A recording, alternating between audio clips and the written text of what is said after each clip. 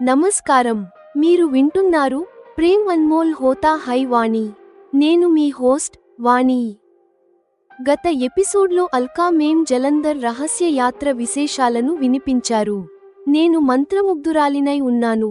మేం స్వయంగా అంగీకరించారు. రాసీల్ మరియు నువ్వు నాకు చాలా ప్రత్యేకం. ఈ రాత్రి నేను ఆమెకు సేవ చేస్తుండగా నాపై మరియు రాసీల్పై ఆమెకు ఎందుకు అంత ప్రత్యేకమైన అభిమానం ఉందో నాకు అర్థమైంది. మేం అంటున్నారు, పరోపకారం వెనుక కూడా మనిషికి ఏదో ఒక స్వార్థం ఉంటుంది. ఏదో ఒకరోజు నిన్ను నా దగ్గరకు చేర్చుకోవడానికి గల కారణాన్ని కూడా చెప్తాను. కానీ ఈరోజుతో రాసీల్ కథ పూర్తి అవుతుంది. మీరు వింటారు 20 ఏళ్ల క్రితం నాటి కథ. పరాగ్ 13 ఏళ్ల వయసులో ఒక వివాహ వేడుకకు వెళ్ళినప్పటి సంఘటన. చిన్ననాటి మొదటి ప్రేమ.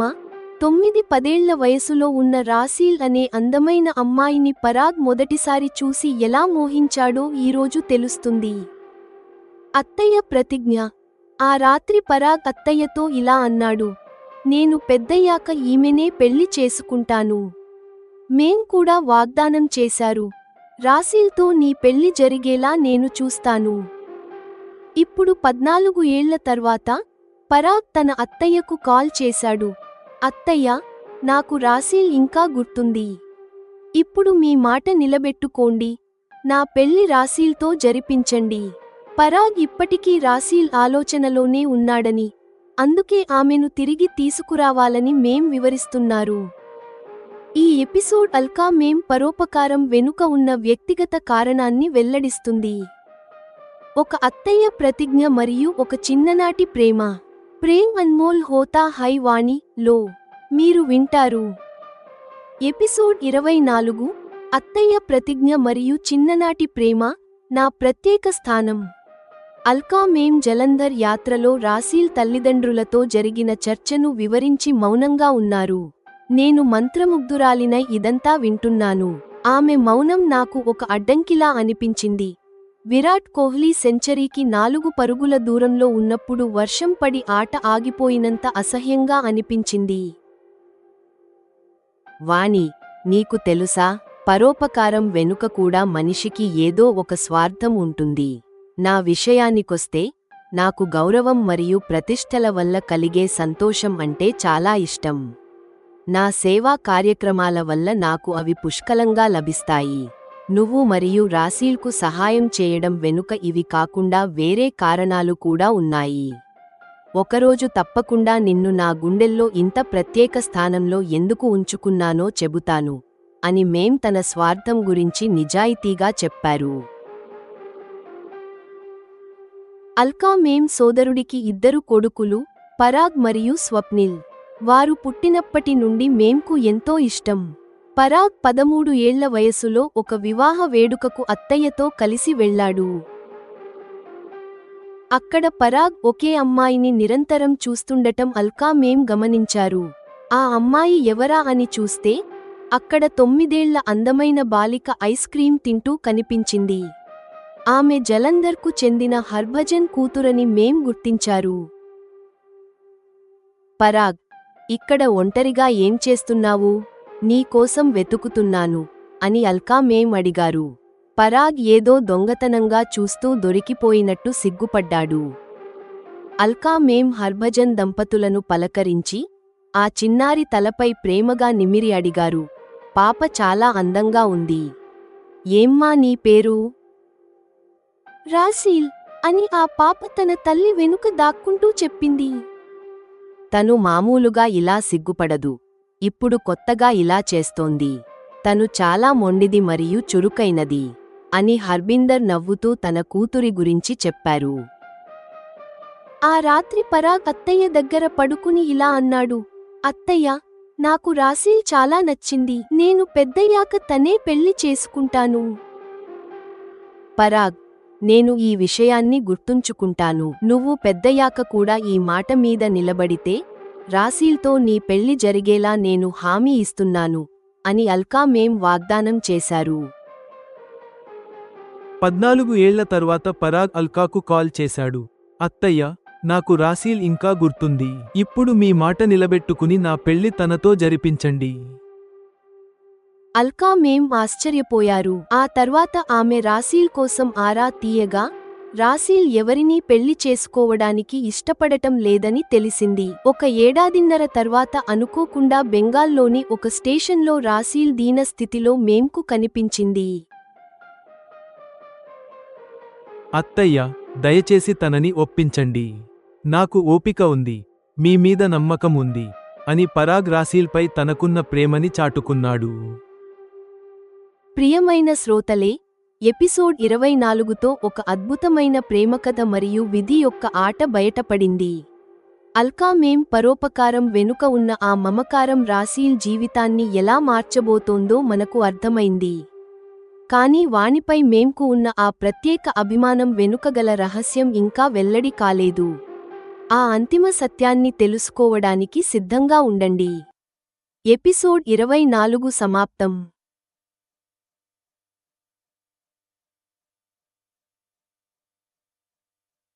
ఎపిసోడ్ 25. నమస్కారం, మీరు వింటున్నారు ప్రేమ్ అన్మోల్ హోతా హై వాణి. నేను మీ హోస్ట్ వాణి.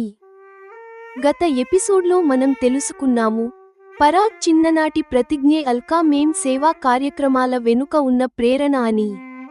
ఈరోజు మేం తన లక్ష్యంలో అత్యంత కష్టమైన దశలో ఉన్నారు, రాసీల్ను వివాహానికి ఒప్పించడం. మీరు వింటారు, రాసీల్ వేదనతో నిండిన ప్రేమ. రాసీల్ అంటుంది, గురు గ్రంథ్ సాహిబ్ సమక్షంలో కూడా, ఆ గురుద్వారాలోనే ఆ దుర్మార్గుడు జేడ్ నాకు పరిచయమయ్యాడు. అందుకే ఆమె ఇప్పుడు మేంను తన గురువు కంటే ఎక్కువగా భావిస్తోంది. అల్కా మేం అవివాహితగా ఉండిపోవడానికి గల రహస్యం. మేం ఎందుకు పెళ్లి చేసుకోలేదని రాసీల్ అడిగినప్పుడు ఆమె ఇలా వెల్లడిస్తుంది, నా ప్రేమ ఏకపక్షం. నేను అతడిని పెళ్లి చేసుకోవాలనుకుంటున్నట్లు అతడికి ఎప్పుడూ తెలియనే లేదు. 15 ఏళ్ల నాటి ఏకపక్ష ప్రేమ.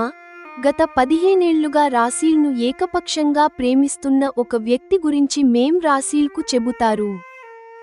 రాసీల్ నైతిక సందిగ్ధత. రాసీల్ పెళ్లికి సిద్ధమే, కానీ ఒక షరతుపై.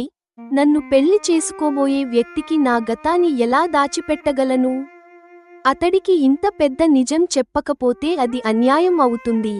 చివరగా రాసీల్ 50% అంగీకరిస్తుంది, కానీ ఇలా అంటుంది, మేం నా పూర్తి సమ్మతికి ముందే మీరు అతడికి నా గతం గురించి చెప్పాలి. ఇది విన్న అల్కా మేం వెంటనే పరాగ్ను భారత్కు రమ్మని పిలుస్తారు. పరాగ్ రాసీల్ గతం తెలుసుకున్నాక కూడా పెళ్లికి సిద్ధపడతాడా? సమ్మతి, సందేహం మరియు అత్తయ్య వేసే తదుపరి అడుగు. ప్రేమ్ అన్మోల్ హోతా హై వాణి లో మీరు వింటారు. ఎపిసోడ్ 25. వివాహానికి 50% సమ్మతి మరియు ఏకపక్ష ప్రేమ రహస్యం. మీ పెళ్లిలో కొన్ని చిక్కులు రావచ్చు, వాటిని తర్వాత చూద్దాం. ముందుగా నేను రాసీల్ను పెళ్లికి ఒప్పించాలి. ఆమె ఒప్పుకున్నాక నువ్వు ఇండియాకు రావాలి అని మేం పరాగ్తో అన్నారు. మీరు ఎప్పుడు రమ్మంటే అప్పుడు నేను ఇండియా వచ్చేస్తాను అని పరాగ్ సిద్ధమయ్యాడు.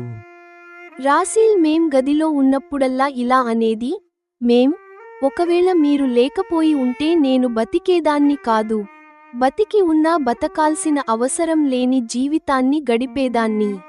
మేం, నాకు గురు గ్రంథ్ సాహిబ్ మీద పూర్తి నమ్మకం ఉంది. కానీ ఈరోజు వారి కంటే ముందే మిమ్మల్ని నమ్ముతున్నాను. వారు ఉన్నప్పటికీ ఆ గురుద్వారాలోనే నా జీవితాన్ని నాశనం చేసిన ఆ జేడ్ నాకు తారసపడ్డాడు. నేను తప్పు దారిలో వెళ్తున్నప్పుడు ఆ గురువు నాకు ఎటువంటి హెచ్చరిక ఇవ్వలేదు అని రాసీల్ తన ఆవేదన వ్యక్తం చేసింది.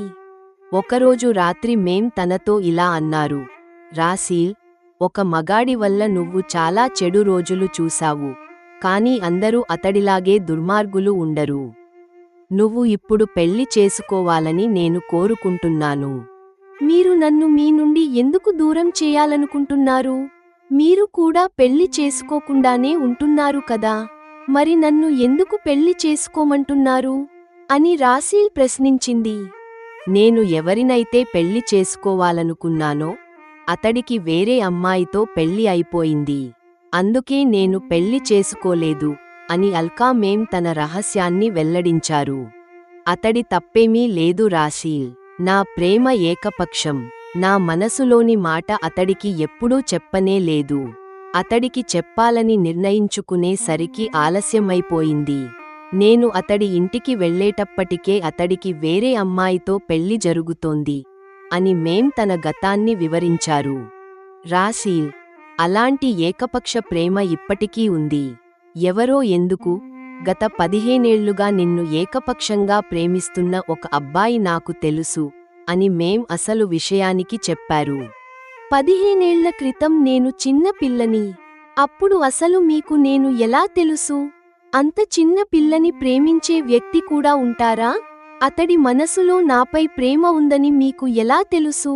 అని రాశీల్ ఆశ్చర్యంగా వరుస ప్రశ్నలు వేసింది. మీ మాట నేను కాదనలేను మేం. కానీ నన్ను పెళ్లి చేసుకోబోయే వ్యక్తికి నా గతం ఎలా దాచిపెట్టగలను? అతడికి ఇంత పెద్ద విషయానికి దాచిపెట్టడం అన్యాయం అవుతుంది అని తన ఆందోళనను బయటపెట్టింది. అందుకే మేం, నా సమ్మతికి ముందే మీరు అతడికి నా గతం గురించి చెప్పేయండి. అది తెలిసాక కూడా అతడు నన్ను పెళ్లి చేసుకోవాలని అనుకుంటేనే మనం దీని గురించి మళ్ళీ మాట్లాడుదాం. ప్రస్తుతం నేను 50% అంగీకరిస్తున్నాను అని రాశీల్ ముగించింది. మరుసటి రోజే మేం పరాగ్కు కాల్ చేశారు.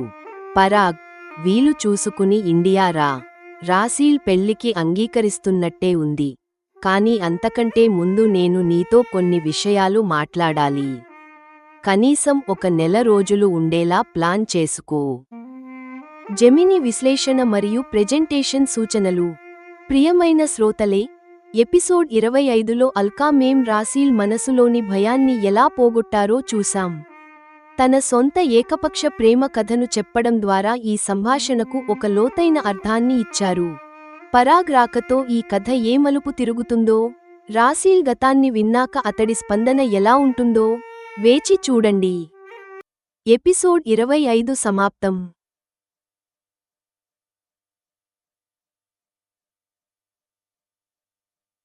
ఎపిసోడ్ 26. నమస్కారం మరియు ప్రేమ్ అన్మోల్ హోతా హై వాణి కి స్వాగతం. నేను మీ హోస్ట్ వాణి. గత ఎపిసోడ్లో రాశీల్ 50% అంగీకారం తెలిపిన తర్వాత అల్కా మేం పరాగ్ను ఇండియాకు రమ్మని ఆహ్వానించారు. ఇప్పుడు నేను నా ఇంటికి తిరిగి వచ్చాను, కానీ నా మనస్సులో ఒక కొత్త మరియు లోతైన ఉత్కంఠ ఉంది. అల్కా మేం నాపై ఎందుకు అంత ప్రత్యేకమైన అనురాగాన్ని చూపిస్తున్నారు? ఈరోజు నేను నిద్ర మత్తులో ఉన్న సమయంలో ఒక తెలియని నంబర్ నుండి ఫోన్ వచ్చి నా నిద్రను పోగొట్టింది. అది రాశీల్. మీరు వింటారు, ఒక షాకింగ్ వెల్లడి. అల్కా మేం మనసులో నాకెందుకు ప్రత్యేక స్థానం ఉందో రాశీల్ వివరిస్తుంది. ఆమె 15 ఏళ్ల నాటి ఏకపక్ష ప్రేమ రహస్యం నేను నమ్మలేనంత గొప్ప వ్యక్తితో ముడిపడి ఉంది. ఆ వ్యక్తి ఎవరో కాదు, నా స్వంత తండ్రి. అదృష్టమా లేక యాదృచ్ఛికమా? ఈ ప్రపంచం నిజంగా ఇంత చిన్నదా? ఈ అద్భుతమైన యాదృచ్ఛికాన్ని నేను తర్కంతో అర్థం చేసుకోవడానికి ప్రయత్నిస్తాను. మేం అవివాహితగా ఉండిపోవడం అణగారిన మహిళల అదృష్టం వల్ల జరిగిందా? స్వర్ణిమ శిక్షకురాలు సంకల్పం. అల్కా మేం స్ఫూర్తితో నేను ఒక ఉపాధ్యాయురాలిగా పెద్ద లక్ష్యాన్ని పెట్టుకున్నాను. నా విద్యార్థులు గణితంలో 100% మార్కులు సాధిస్తారని ప్రిన్సిపాల్ కీర్తి మేంకు వాగ్దానం చేస్తాను. అలా చేస్తే నాకు స్వర్ణిమ శిక్షకురాలు అనే బిరుదు లభిస్తుంది. మేం ప్రోత్సాహం. నేను నా విద్యార్థుల కోసం అహర్నిశలు శ్రమించి ఉచిత ట్యూషన్లు ప్రారంభిస్తాను. అప్పుడు అల్కా మేం స్వయంగా స్కూల్కు వచ్చి కీర్తి మేం ముందు నన్ను ప్రోత్సహిస్తారు. ఎపిసోడ్ చివరలో నేను కీర్తి మేంతో వెళ్తుండగా అల్కా మేం నన్ను ఆపుతారు. ఆమె నా తండ్రికి సంబంధించిన రహస్యం గురించి మాట్లాడుతారా, లేదా ఏదైనా కొత్త బాధ్యతను అప్పగిస్తారా? తెలుసుకోవడానికి వింటూనే ఉండండి. ప్రేమ్ అన్మోల్ హోతా హై వాణి. మీరు వింటారు. ఎపిసోడ్ 26. ఏకపక్ష ప్రేమ, నా తండ్రి మరియు స్వర్ణిమ శిక్షకురాలు లక్ష్యం. మరుసటి రోజు ఉదయం నేను నా ఇంటికి తిరిగి వచ్చాను. రాసీల్, పరాగ్ ప్రేమకథను తెలుసుకోవాలనే ఆసక్తితో పాటు మరో విషయానికి తెలుసుకోవాలనే ఉత్కంఠ నాలో కలిగింది. మేం నాపై ఎందుకు అంత ప్రత్యేకమైన ప్రేమాభిమానాలు చూపిస్తున్నారు? 2 రోజుల తర్వాత ఉదయం నేను ఇంకా పడక మీద నుండి లేవలేదు. తెలియని నంబర్ నుండి ఒక వాట్సాప్ వాయిస్ కాల్ రావడం చూశాను. అయిష్టంగానే నేను ఆ కాల్ లిఫ్ట్ చేశాను. పరిచయమున్న గొంతు వినబడింది. గుడ్ మార్నింగ్ వాణి. ఆ గొంతు వినగానే నా నిద్రమత్తు ఒక్క క్షణంలో పోయింది. అది రాశీల్. Good morning రాశీల్. ఈ తెల్లవారుజామునే నా గుర్తు వచ్చిందా? ఆమె మధురమైన గొంతు వినగానే నా ఉదయం ఎంతో ఉల్లాసంగా అనిపించింది. వాణి, ఇక్కడ కాలిఫోర్నియాలో ఇప్పుడు రాత్రి అయింది. ఏంటి, నువ్వు ఇంకా నిద్రపోతున్నావా అని రాశీల్ నవ్వుతూ అడిగింది. రాశీల్, ఈ మధ్య నేను అల్కా మేం ఇంట్లో ఉన్నప్పుడు మేం నీ కథను నాకు చెబుతున్నారు. నీవు లేని సమయంలో మేము నీ గురించే మాట్లాడుకుంటున్నాము. మరి నీవు, మేం కలిసి ఎప్పుడైనా నా గురించి మాట్లాడుకున్నారా అని నా మనసులోని ప్రశ్నను అడిగాను. అవును, అప్పుడప్పుడు మాట్లాడుకునే వాళ్ళము. కాని ఇప్పుడెందుకు అడుగుతున్నావు అని రాశీల్ కుతూహలంగా అడిగింది. మేం మనసులో నాకెందుకు ఇంత ప్రత్యేక స్థానం ఉందో తెలుసుకోవాలని ఉంది అని నేను రాశీల్కు స్పష్టంగా చెప్పాను. దీని గురించి నువ్వు మేం దగ్గరే వింటే బాగుంటుంది. కానీ నేను ఒక చిన్న హింట్ ఇవ్వగలను. నిజానికి అల్కా మేం తన చిన్నప్పటి నుండి ఒక వ్యక్తిని ఏకపక్షంగా ప్రేమిస్తున్నారు. ఆ వ్యక్తి ఎవరో కాదు, నీ తండ్రి అని రాశీల్ నమ్మలేని నిజం చెప్పింది. ఈ మాట నన్ను దిగ్భ్రాంతికి గురిచేసింది. నేను వింటున్నది నిజమేనా? నా చెవులను నేనే నమ్మలేకపోతున్నాను అని ఆశ్చర్యపోయాను. ఈ ప్రపంచం నిజంగా ఇంత చిన్నదా? అల్కా మేం అవివాహితగా ఉండిపోవడం వల్లనే ఈరోజు ఆమె ఇంతమందికి ఆశ్రయం కల్పించగలుగుతున్నారు. మేం నా ఆదర్శంగా మారారు. దృశ్యం మార్పు.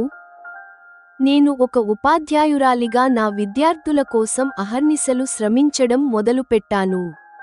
ఈసారి గణితంలో కనీసం 5 విద్యార్థులు 100% మార్కులు సాధిస్తారని ప్రిన్సిపాల్ కీర్తి మేంకు వాగ్దానం చేశాను. వాణి, నువ్వు చెప్పినట్టు జరిగితే ఆ విద్యార్థులకు గోల్డ్ మెడల్స్ వస్తాయి. నీకు స్వర్ణిమ శిక్షకురాలు అనే బిరుదు ఇస్తాను అని కీర్తి మేం నన్ను ప్రోత్సహించారు. ఒకరోజు అల్కా మేం స్కూల్కు వచ్చారు. కీర్తి మేం సమక్షంలో మేం నన్ను ప్రశంసించారు. వాణి, విద్యార్థుల భవిష్యత్తు కోసం నువ్వు చేస్తున్న కృషి ఇతరులకు ఆదర్శం. నీకు కావలసిన సహకారం స్కూల్ తరపున అందుతుంది అని మేం చెప్పారు. మీటింగ్ అయిపోయాక అందరూ వెళ్తుంటే అల్కా మేం నన్ను ఆపారు. వాణి, ఒక నిమిషం ఆగు. జెమిని విశ్లేషణ మరియు ప్రెజెంటేషన్ సూచనలు. ప్రియమైన శ్రోతలే, ఎపిసోడ్ 26 ఒక అద్భుతమైన మలుపును మన ముందుకు తెచ్చింది. అల్కా మేం ఏకపక్ష ప్రేమ వాణి తండ్రేనన్న నిజం ఇప్పుడు బహిర్గతమైంది. అల్కా మేం వాణిని ఎందుకు ఆపారు? ఆమె వాణికి తన గతాన్ని వివరిస్తారా? వచ్చే ఎపిసోడ్లో తెలుసుకుందాం. ఎపిసోడ్ 26 సమాప్తం.